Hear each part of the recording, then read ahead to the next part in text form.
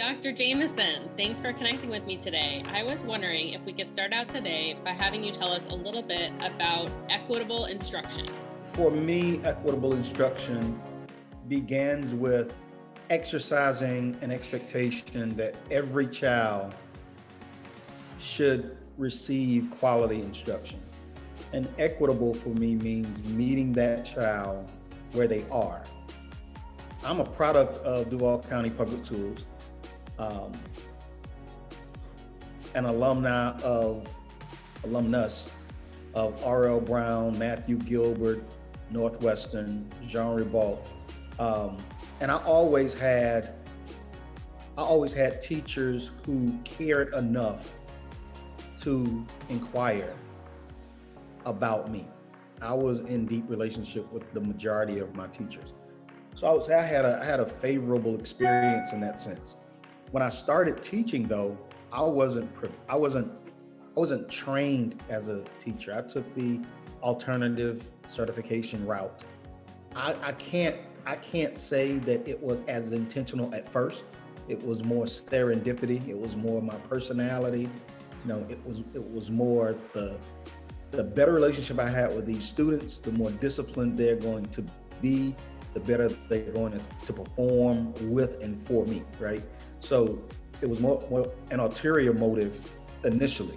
But then when I began to learn exactly what it meant, right, the social science behind what equitable teaching looks like, I began to hone my craft, so to speak, and then it became more intentional. So you used a phrase there that I actually wanted to ask about as well, and that's inquiry. Can you tell me about inquiry and how you think that can help teachers get to more equitable instruction? Inquiry for me is simply cultural, political, intellectual curiosity, right? And I think what needs to be connected to inquiry is appreciative inquiry, right? Too often, teachers are looking through a deficit lens, inquiring about the wrong thing. And it takes you in a different direction.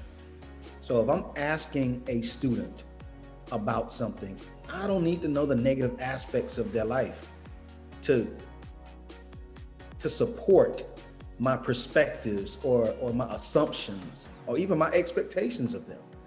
We have to be more intentional about appreciatively inquiring in the educational space, right? We know teachers have been through a lot this year, and a lot of them are feeling really burned out. And so I'm wondering if you can share sort of something hopeful that you see as coming out of inquiry, the payoff that teachers will experience if they learn this and they try this.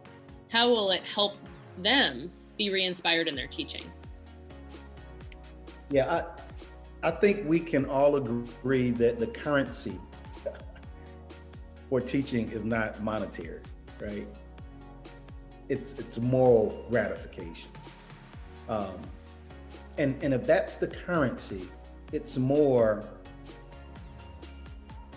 social, intellectual change than monetary change, right? So we talk about Delta, better tomorrow than they were yesterday. When we see those light bulbs come on, we're human beings. All human beings do what they like to do most. That's what we gravitate to, what we're good at, right? We don't just wake up and say, I'm gonna do something real difficult today that I can't do. It's gonna make me feel like, I'm less than. And the better we become, the better we feel about ourselves. You see somebody who's really, really good at something, they walk different, they talk different, their swag is different. So I think development opportunities is extremely pivotal for teachers. We need to make sure teachers, they are equipped with the tools, the technologies, the techniques, the strategies, right? The opportunities, the visions, the experiences, so that they can become better teachers, better tomorrow than they were yesterday. And I feel like if that happens innately, you have a high performing teacher that feels good about themselves, high expectations for students, and students are going to perform better, right?